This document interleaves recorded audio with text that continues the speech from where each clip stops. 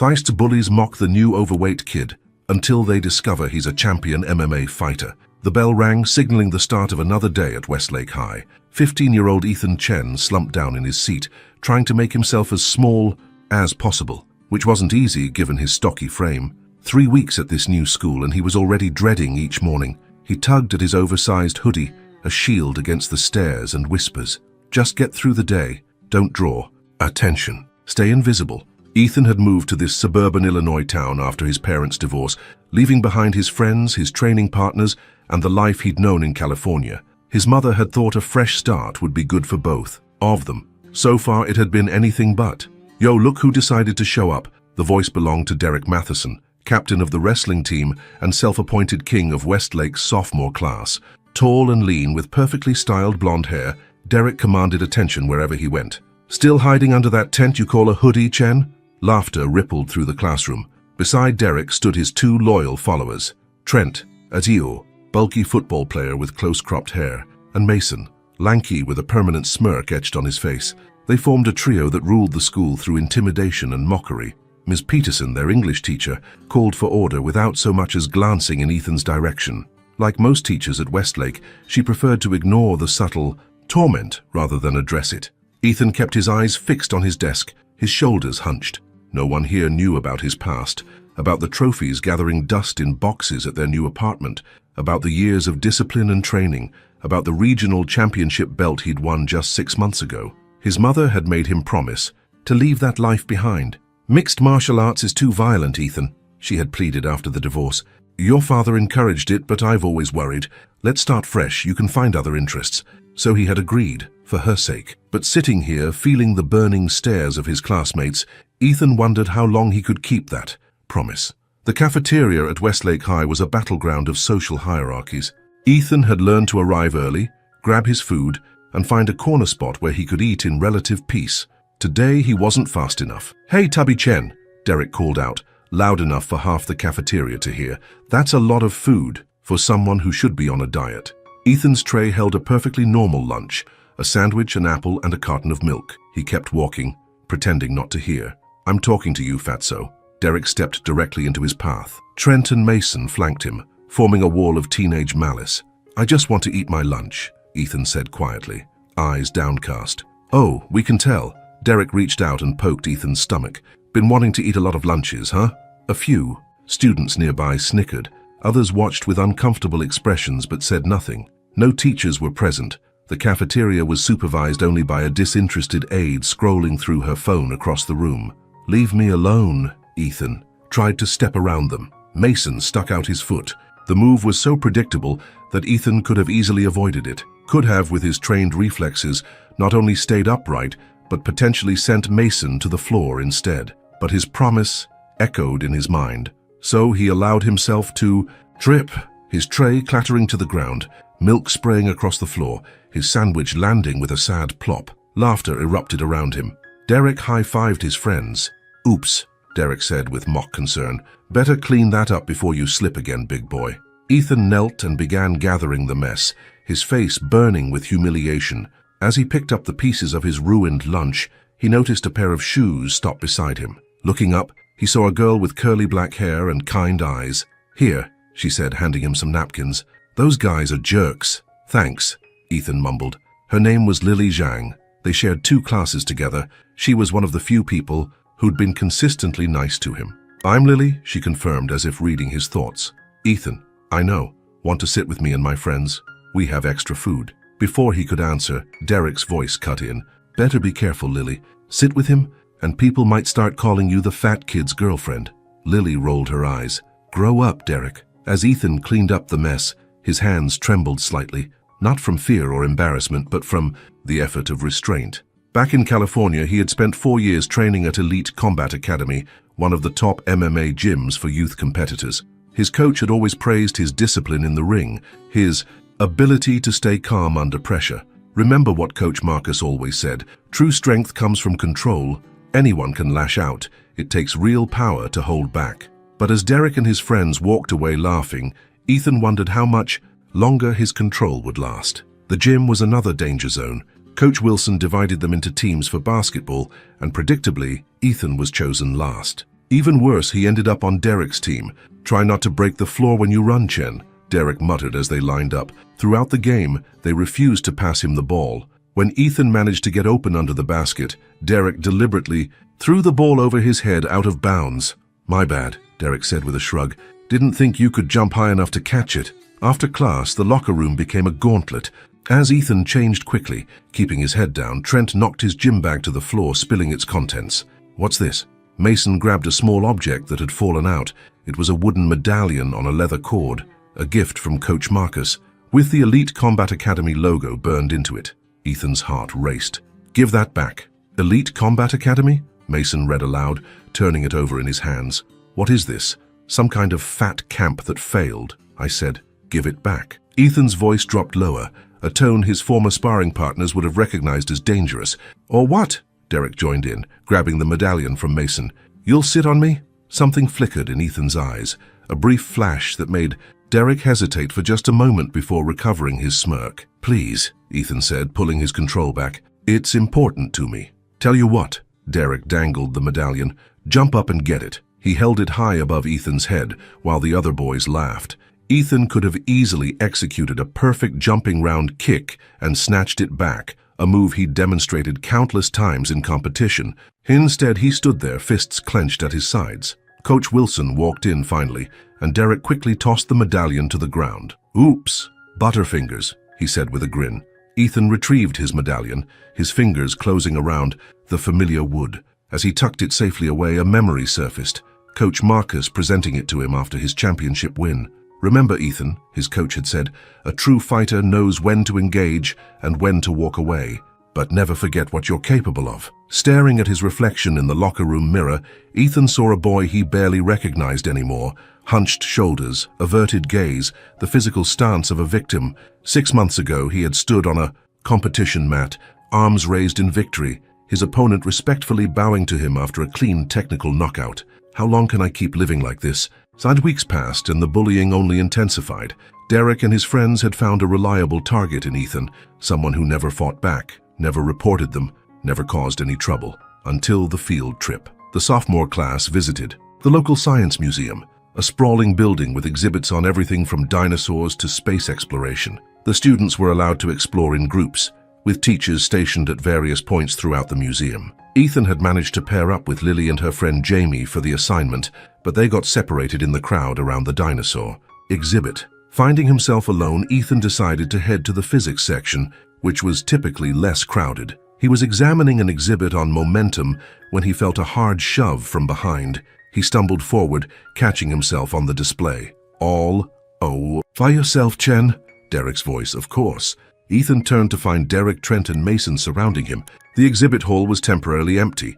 Their teacher, Mr. Benson, had stepped away to help another student. The assignment, Ethan began. Forget the assignment, Derek interrupted. We're bored. You're going to entertain us. Leave me. Alone, Ethan said, trying to move past them. Trent blocked his path, shoving him back. Make us. I don't want trouble, Ethan said. Derek laughed. That's your problem, Chen. You've been asking for trouble since day one with your stupid face and your fat body. Is that really the best insult you can come up with? The words slipped out before Ethan could stop them. Derek's eyes narrowed. What did you say? Bad move, Ethan. Bad move. Nothing, Ethan muttered, trying to defuse the situation. No, I want to hear it. Derek stepped closer. You finally grew a spine, Tubby. I said I don't want trouble. Too late. Derek grabbed Ethan's jacket and shoved him hard against the wall, knocking over a small part of the display. The crash echoed through the hall. Stop, Ethan warned, his voice changing, the familiar, pre-fight focus settling over him. Or what? Derek sneered, drawing back his fist. Time seemed to slow. Ethan saw the punch coming, telegraphed, sloppy, with no proper weight distribution or hip rotation. His body reacted instinctively. He slipped the punch with a subtle head movement, causing Derek to overextend and lose balance. Ethan could have countered with any number of strikes, but instead he simply sidestepped, letting Derek stumble past him. Derek caught himself and turned, furious and surprised. You got lucky, he snarled. Just leave me alone, Ethan said, his stance subtly shifting. Anyone trained would have recognized it. Feet shoulder-width apart, weight balanced, hands relaxed but ready. Trent and Mason moved in from both sides. This time, Ethan's restraint wavered. As Trent grabbed for him, Ethan executed a perfect arm deflection, redirecting Trent's momentum and causing him to collide with Mason. Both boys stumbled. "What the hell?" Mason muttered, regaining his footing. Derek, enraged at being made to look foolish, charged forward recklessly. That was when Ethan's promise finally broke. In one fluid motion, he sidestepped Derek's rush, used his attacker's momentum against him, and executed a simple but effective hip toss, a move he'd perfected in his first year of training. Derek went airborne briefly before landing hard on his back. The wind knocked out of him. The sound of the impact drew attention. Students began to gather at the entrance to the exhibit hall, whispering and pointing. "Stay down," Ethan said quietly to Derek, who was gasping for breath. Trent, not learning from his friend's mistake, rushed at Ethan from behind. Without even turning fully, Ethan delivered a short defensive elbow strike to Trent's solar plexus, doubling him over. Mason, suddenly realizing he was outmatched, backed away with his hands raised. "What are you, some kind of ninja freak?" By now, a small crowd had gathered. Lily pushed her way to the front, her eyes wide. "Ethan!" Mr. Benson finally appeared, taking in the scene with confusion. "What's going on here?" Derek, regaining his breath, pointed at Ethan. "He attacked us, for no reason." "That's not true." Lily stepped forward. "They've been bullying him for weeks, everyone knows it." Other students murmured in agreement, the silent witnesses finally finding their voices. "He threw me on the ground," Derek protested, getting to his feet unsteadily. "After you tried to punch him," someone in the crowd added. Mr. Benson looked stern. "All four of you with me. Now, the rest of you, back to your assignments." As they followed the teacher, Ethan felt the weight of stares, but they were different now. The looks weren't of mockery or pity, but of curiosity and even respect. The principal's office was tense. Derek, Trent, and Mason sat on one side, while Ethan sat alone on the other. Their parents had been called. "Derek says you assaulted them," Principal Reynolds said to Ethan, her expression severe. "I defended myself," Ethan replied calmly. "They've been bullying me since I arrived. Today, Derek tried to punch me." "That's a lie," Derek protested. "Look at him, and look at us. How could he take on all three of us unless he attacked first?" Principal Reynolds considered this, frowning. "Perhaps I can help explain," a new voice said. Ethan turned to see his mother entering the office, looking worried but composed. She placed a supportive hand on his shoulder. "Mrs. Chen, thank you for coming so quickly," Principal Reynolds said. "Of course, Ethan has never been in trouble before, so I was concerned. Your son is accused of assaulting 3 students during the field trip today." Ethan's mother looked at him questioningly. "Ethan? They cornered me, Mom. Derek tried to punch me. I just reacted." She closed her eyes briefly. "I was afraid something like this might happen." She turned to the principal. "My son is not violent, Ms. Reynolds, but he is trained to defend himself." "Trained?" Principal Reynolds echoed. "Before we moved here, Ethan was a junior mixed martial arts champion in California, Elite Combat Academy. Perhaps you've heard of it. They train several Olympic athletes and UFC fighters." The room fell silent. Derek's confident smirk faltered. "He competed in the 155-pound weight class," his mother continued, surprising Ethan with her knowledge. She had rarely discussed his fighting career. "He won the regional championship 6 months ago. When we moved, I asked him to leave that life behind, to avoid violence. It seems he's been honoring that promise, despite provocation." Principal Reynolds looked at Ethan with new eyes. "Is this true?" Ethan nodded, then reached into his pocket and pulled out his wooden medallion. "My coach gave me this after I won the championship. Derek and his friends tried to take it from me in the locker room last week." "That thing?" Derek scoffed, but his voice lacked conviction. "We have a strict anti-bullying policy at Westlake," Principal Reynolds said. "Why didn't you report these incidents, Ethan?" "I wanted to handle it myself," Ethan admitted. "I promised my mom I wouldn't fight. I tried to keep that promise." The principal turned to Derek and his friends. "We'll be reviewing the museum's security footage and speaking with witnesses. If what Ethan says is true, you 3 will face serious consequences." Derek's parents, who had arrived during the conversation, looked mortified. Mr. Matheson, in particular, was glaring at his son. "In the meantime," Principal Reynolds continued, "all 4 of you are suspended for the remainder of the day while we sort this out. Ethan, given the circumstances and your clean prior record, that may be the extent of your punishment if the footage confirms your account." As they left the office, Ethan's mother squeezed his shoulder. "I'm not happy you broke your promise," she said quietly, "but I'm proud you showed restraint for as long as you did." "I'm sorry, Mom." "Don't be. I think I was wrong to ask you to deny that part of yourself. Being a fighter doesn't mean being violent. It means having discipline and knowing when to stand up for yourself. Ethan felt a weight lift from his shoulders. "Does this mean we'll find you a new gym?" she said with a small smile. "Maybe something with a stronger focus on discipline and self-defense than competition. But yes, you can train again." The Sioux. Next day, the atmosphere at Westlake High had shifted dramatically. The security footage had confirmed Ethan's account. Derek, Trent, and Mason received 2-week suspensions and were required to attend anti-bullying counseling.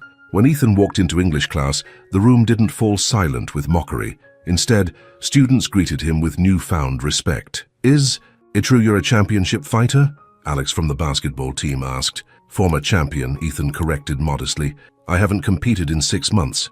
"But you could flip Derek over your shoulder without even trying," another student added with admiration. "That was just basic technique," Ethan explained. "It's about leverage and balance, not strength." As he took his seat, Lily slid into the desk beside him. "Why didn't you tell me?" Ethan shrugged. "I was trying to leave it behind, start fresh." "Well, you're definitely getting a fresh start now," she said with a smile. "By the way, some of us are getting together to study for the history test. Want to join?" Before Ethan could answer, Ms. Peterson called the class to order.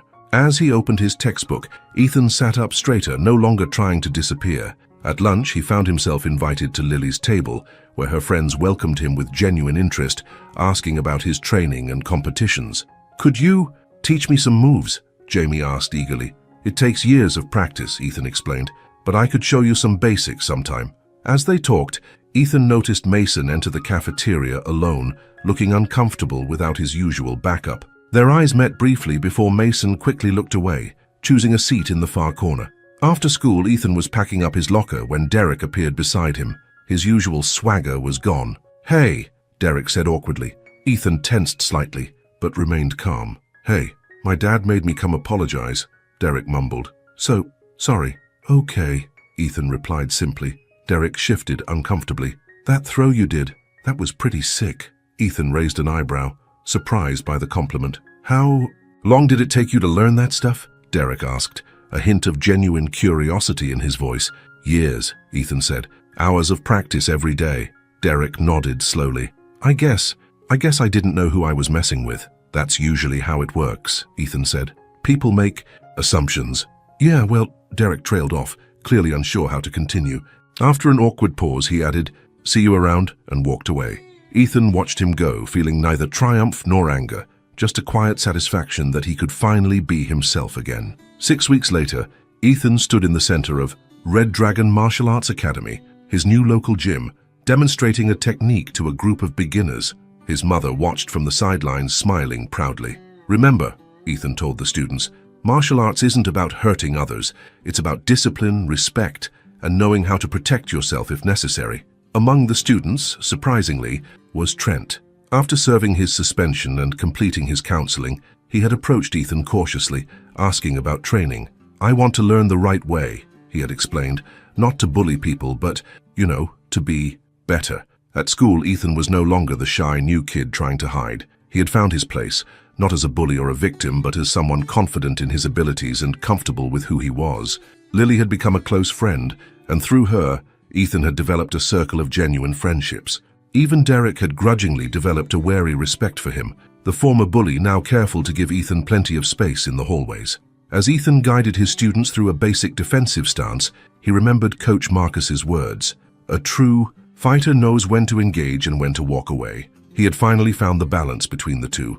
"Good," he told the class as they mirrored his movements. "Now remember, the strongest person in the room isn't the one who can throw the hardest punch. It's the one who knows they can, but chooses not to unless absolutely necessary." Trent nodded solemnly, taking the lesson to heart. After class, as Ethan was collecting his gear, his mother approached. "You're a good teacher," she said proudly. "I had good teachers," Ethan replied with a smile. "And you've become a better person through all this," she added. "You stood up for yourself without becoming what you fought against. That takes real strength." Ethan fingered the wooden medallion around his neck, thinking about his journey over the past few months. From champion to target, from target to survivor, and now to mentor. "I think," he said thoughtfully, "sometimes you have to face your bullies to find out who you really are." His mother nodded. "And who are you, Ethan Chen?" Ethan looked around the dojo at his students, at his new beginning, and smiled. "Someone who knows his own strength, both inside and out." As they walked out into the cool evening air, Ethan stood tall, no longer hunched or hiding. The lessons he had learned weren't just about fighting. They were about finding the courage to be himself, to show his true strength when it mattered most, and to use that strength not just for himself, but to help others find theirs. That, he realized, was the greatest victory of all. Now, if you liked this story, don't forget to subscribe to the channel to support us. Your subscription is very important to us. We need your support, so please subscribe and leave a comment telling me your opinion. Besides that, it's not over. Yet there's one more case for you to watch playing on your screen now. Click on it and I'm waiting for you. Retry Claude can make mistakes. Please double-check responses.